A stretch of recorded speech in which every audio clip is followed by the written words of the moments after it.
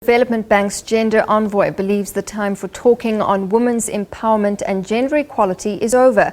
Geraldine Fraser-Moleketi was speaking on the sidelines of the 60th session of the Commission on the Status of Women in New York.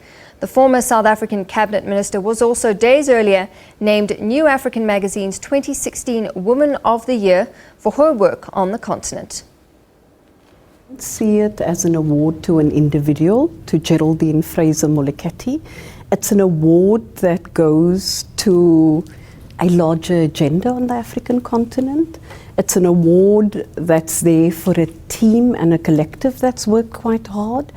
And I think it's also a recognition that we're in 2016. You know, it's the year after the adoption of the SDGs, 17 of them. And from the side of the African Development Bank, we're quite determined to ensure that the gender agenda is not marginalized and outside of the realm of the work we're doing. Fraser-Moleketi, who ends her 3-year tenure at the bank in August, says the MOU with UN Women was about formalizing a relationship that has seen the two entities already working closely together in many countries across Africa.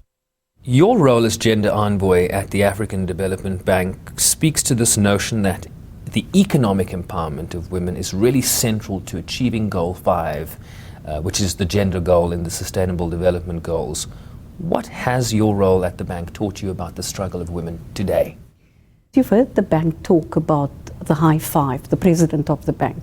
He talks about the New Deal on energy, light up Africa, feed Africa, integrate Africa, industrialize Africa, and improve the quality of life of Africans. And we're saying African women must be at the center of that. And for them to do so, they need to have the support, the technical support, the financial support, and they need a space where they can incubate and innovate new ideas. She brags about critical initiatives that have happened under her watch. A $12.5 million investment in a women's-only equity fund that will make investments into women-led SMEs in 10 African countries, and an affirmative financing instrument for women.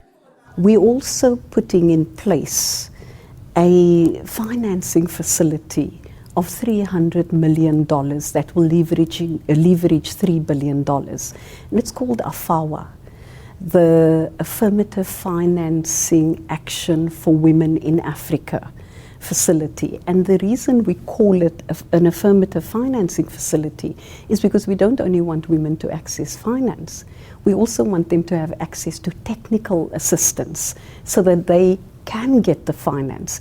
But thirdly, we want to incubate more catalytic initiatives for women, both in finance, infrastructure. You recently launched a report on women's resilience integrating gender in the response to Ebola. The report finds that without addressing systematic gender inequality, building back resilient communities will be futile. What's the broad takeaway from that report? That actually confirms that when you talk about inclusive growth, you've got to involve men and women in society.